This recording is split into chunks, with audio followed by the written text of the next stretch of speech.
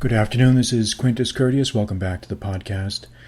And in this podcast, we're going to be talking about two different questions I received by email. The first question related to mentorship and how can one go about finding a mentor. And the second question is more career/life advice by someone who's experiencing a little bit of troubles, concerns, basically. So let's start with the first question. And this was an email I got about 3 days ago. And the gist of the guy's question, I think he lives in Southeast Asia. And basically what he's saying is, let's see, what does it say here? He says, Quintus, do you think it's still possible for someone to find a mentor? And what are the qualities of a good mentor? All right. Well, this is a common question. And, you know, the first thing that we have to take note of is that the mentor-student relationship is a human relationship like any other, whether it's a friendship or a marriage or it's a type of human relation. And I think we're pretty much all agreed that human relations have experienced some real changes in the past 40 years.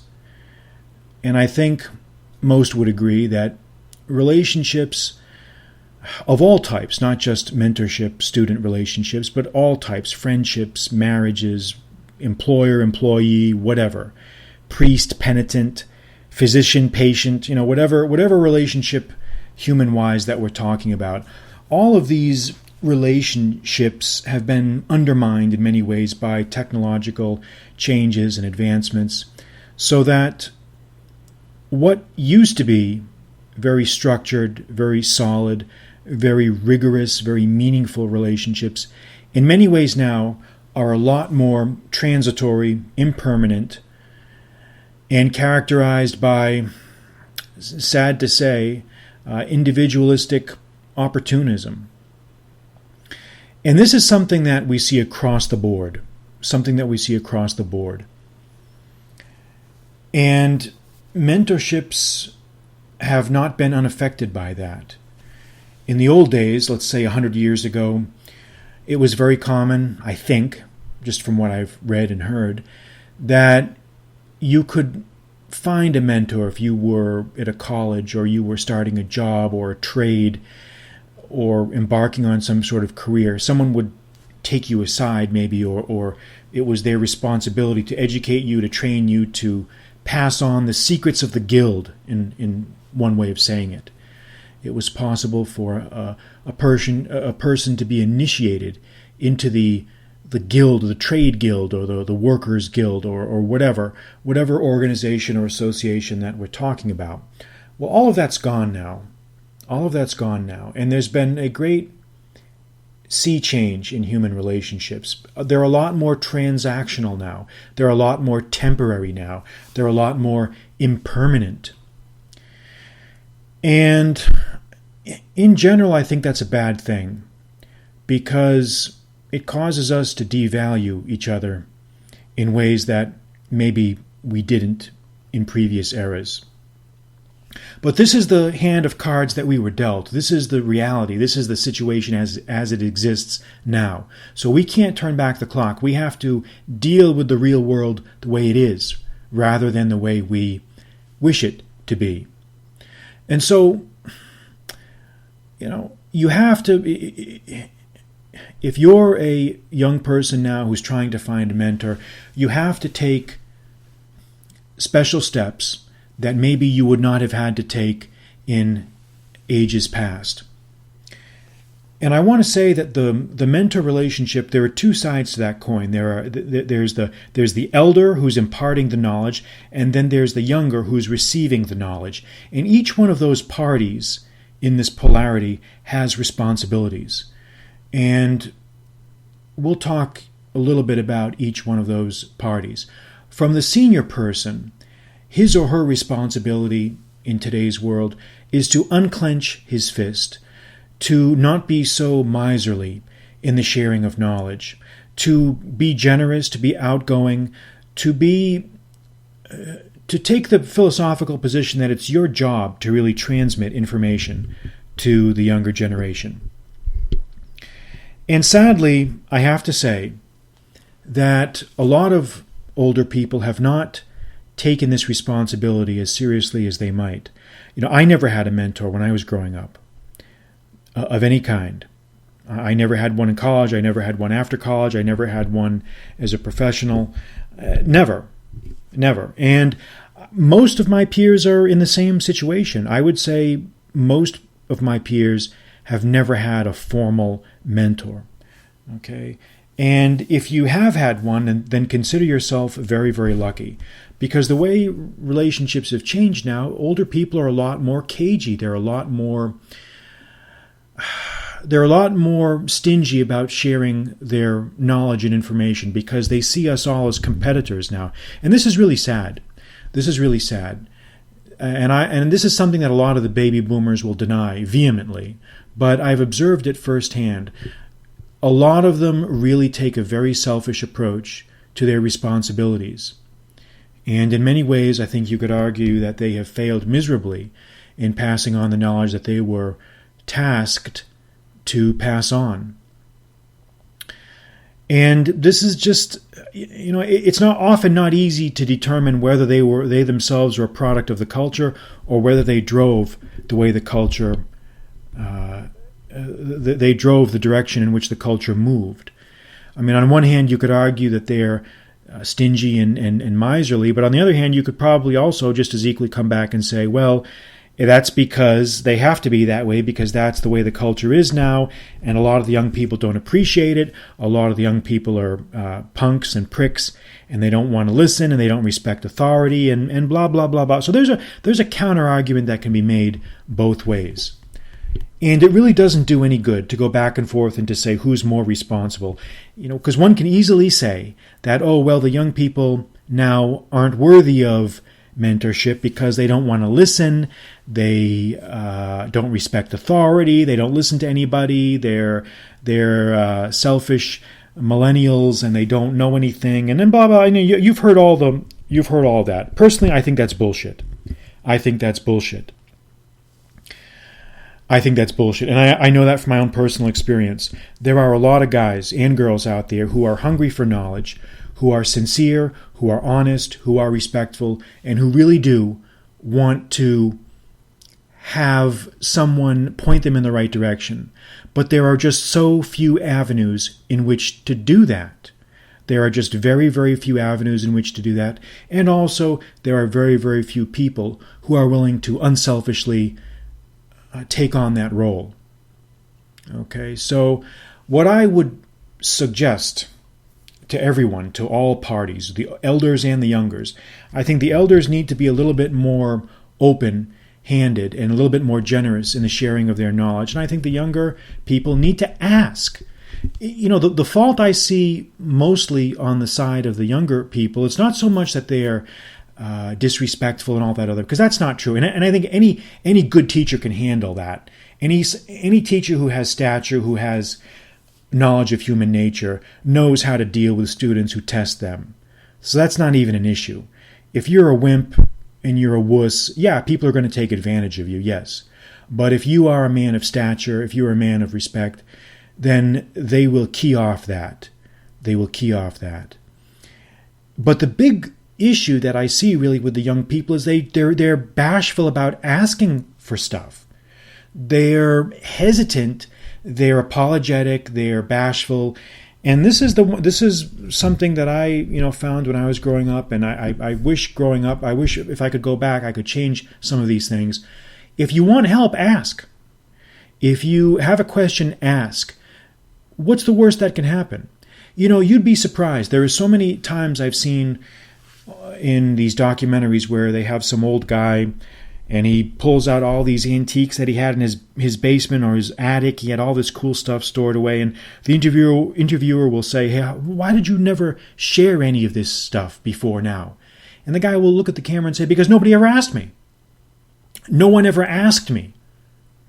And this, I think, really is a truism. No one is really asking for the knowledge that's out there. Or if they do ask, they don't do it in the right way. So you have to take on the added. We all do, because then I'm also always looking for people that can add to my level of knowledge. We're all looking for guides and mentors in some ways. But the one thing that I've learned is that you almost have to take on the view that in today's world, and I'm going to kind of coin a new word here as far as I know, micro-mentors. You're not going to have one mentor through your entire life. You're going to have a series of micro-mentors. You're going to have one mentor who's going to be good in this area, one mentor who's going to be knowledgeable in this area, one who's going to be knowledgeable in some other area. No one is going to be able to tell you every single thing. People have specializations. People have strong points. People have weak points. And you have to know who to ask for what task. So look upon the new terrain. The new terrain of mentorship is micro-mentors. Don't rely on one person for everything. Send out feelers to different people and see what you get.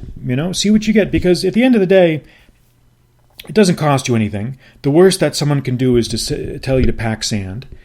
And the worst that someone can do is to not deal with you. And so what? If someone is that much of a douchebag and they don't even want to respond, you know what? Good riddance. You don't need them in your life. Believe me. You don't need it.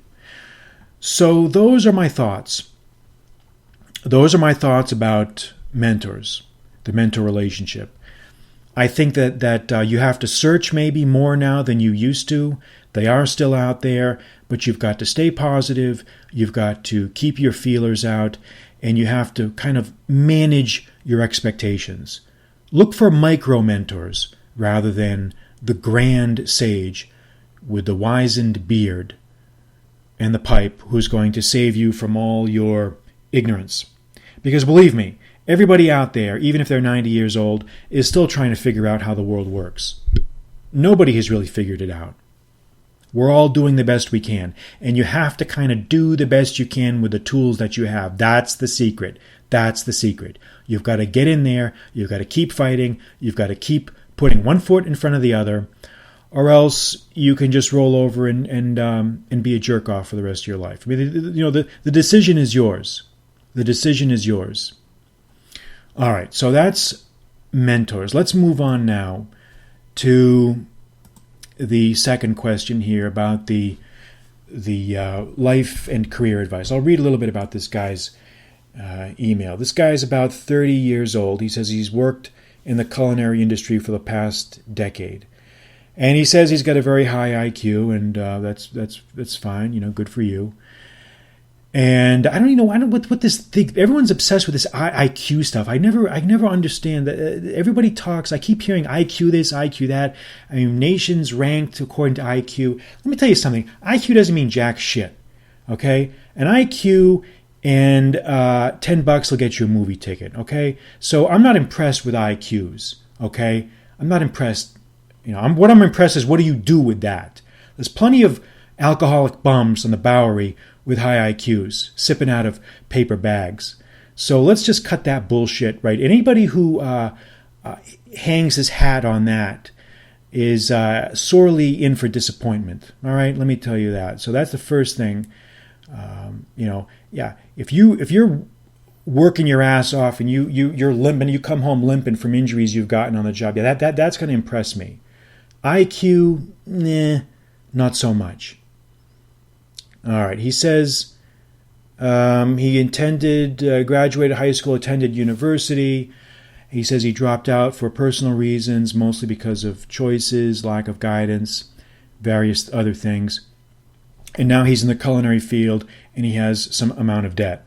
Okay, now he says he's a master cook, and he feels like, he has a family he has to support now, and he feels like his income level is not adequate for what he needs. He says he's going to a trade school now to try to increase his income. Good work. And he's hoping that he's going to be into a position that he'll be better. And he also says in here, he says, I've always wondered why someone like me with a very high IQ could have ended up where I am. So So essentially he says, I just want to take on enough responsibility and to feel like my life is worthwhile and that the suffering of it is being justified in the short time that I have on this earth. Am I doing right by my family? Am I performing my duties? All right, well, a couple of observations. All right, there's good and there's bad here. There's good and there's bad. The good things, the great things, okay. Welcome to the real world, man. Welcome to the real world. Welcome to the real world. Look, life does never shape up the way we want it to. Okay? It takes twists, it takes turns. You end up in places and eddies and pools and whirlpools and side currents and places that you never thought you were ever going to end up. Okay? And that's what makes life interesting. And what I like about what you've said is, and the things in your email here, the good things, you're realistic. You've got a job. You are getting into a trade school to try to increase your income, or you're getting follow-on training to increase your good. That says you're practical. You're approaching life from a practical perspective. Okay. But you're also tormented a little bit by self-doubt. I think a lot of times the responsibilities of life wear on us. You feel like, man, all I do is work.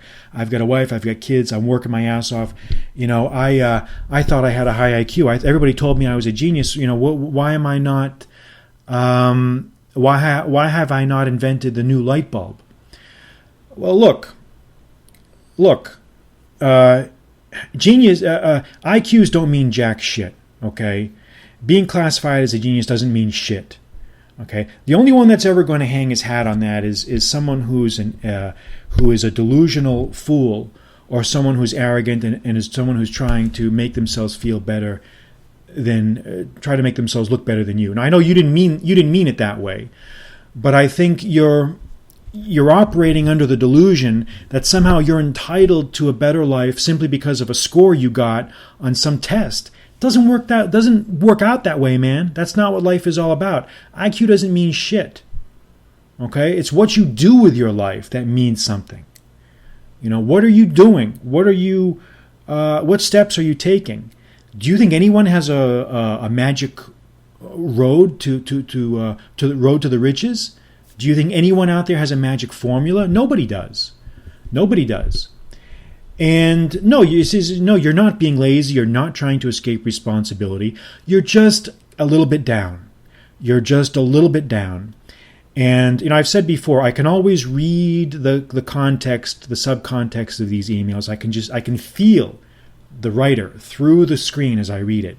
And this guy is basically an honest, sincere guy. He's just feeling a little bit beaten down by the world. He's feeling a little bit worn down. And don't we all? Don't we all feel that way? I mean, I felt that way this morning.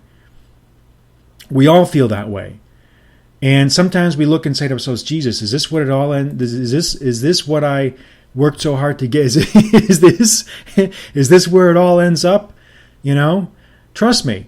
We're all tormented by self-doubts. I put out a tweet a little bit earlier today that said, if you feel tormented by self-doubt, if you feel full of anxiety and distress, and you feel like you're always working and you never have time to sit down, guess what? You're doing it right. You're doing it right. That's the way you're supposed to feel. Do you think that you're entitled to walk around in this life in an eternal shell of bliss where you've somehow achieved a magical state of enlightenment and you're somehow immune from the pain of the world? No. You're never going to have that. The philosophies that we've talked about here, Stoicism, Epicureanism, Platonism, whatever, these are meant to allow you to live with the pain.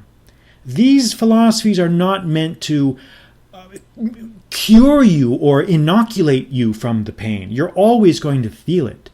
It's how you deal with it that matters. It's how you deal with it. And if you find in this job situation that you have that your income level is not sufficient to meet your needs or your requirements, then you've got two options, man. Either you reduce your expenditures or you find other employment in one way or another. I mean, you've got to be practical, you've got to be pragmatic, you've got to look at things from a realistic perspective. And this is what I would say. You have to, there's no way to sugarcoat it. You're in a trade school now. You're trying to find the best position that you can based on the tools you have. And if you find out that you're not meeting the requirements that you need to meet, then guess what? You find other employment. It's that simple. It's that simple. But I think what's causing you a little bit of anxiety and depression is that you feel like you're entitled to something. And I don't mean that as a criticism. I don't mean that as you're entitled as in a spoiled brat or something. That's not what I mean. I think that you're operating under the misperception, the misconception that a high IQ is somehow a guarantee of future performance. I mean, and it's not just, there are people out there that really think that somehow just because they have an ancestor I knew one guy who always told people that he was related to some president. He was related to some president in the 19th century, some William Zachary Taylor, or some president that nobody cares about, as if that means something. Well, that doesn't impress me. It's what are you doing now that impresses me? And I think all things considered, I think this guy is doing a good job. You're doing a good job. Don't get down about it. Don't feel sorry for yourself. Don't allow yourself to feel pity. Do not allow yourself to feel pity. Because when all is said and done, at the end of the day, life is full of enjoyment. It's full of pain. It's full of surprises. It's full of shocks, extreme highs and extreme lows, and everything in between. And you have to keep a sense of humor. You have to keep a philosophical perspective. And more important than anything else, you have to keep moving. One foot in front of the other. Keep moving. Keep moving. Keep moving. Do not feel sorry for yourself. Do not get down. So that's it, man. And that's really the best advice that I was ever given. And the older I get, the more I realize that it's hard to improve on that. So you're doing good. You're doing a good job. Get in there. Keep the fight going. Keep your ass in gear.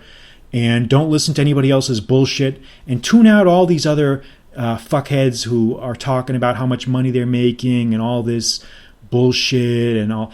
All that's going to do is demoralize. First of all, 90% of it is all bullshit.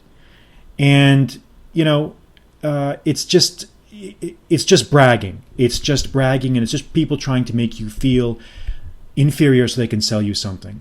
It's a scam. So don't listen. All right.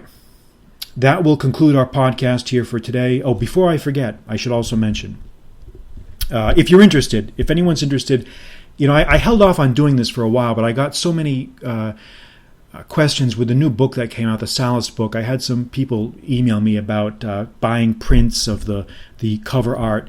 So I looked into some of these sites, these art sites where you can you can sell merchandise, I guess, on these sites that have your logos or photographs or art embossed on it. So I just decided to do that.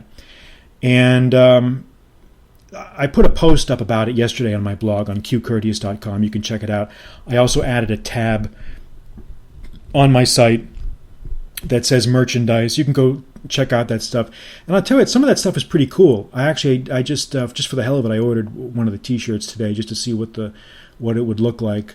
But some of it is just insane. They've got all these. You can buy shower curtains, pillows, all this stuff. So if you're interested and you want to have a good laugh at this stuff, check it out. And some of it's pretty cool. And who knows? Maybe if you feel inspired.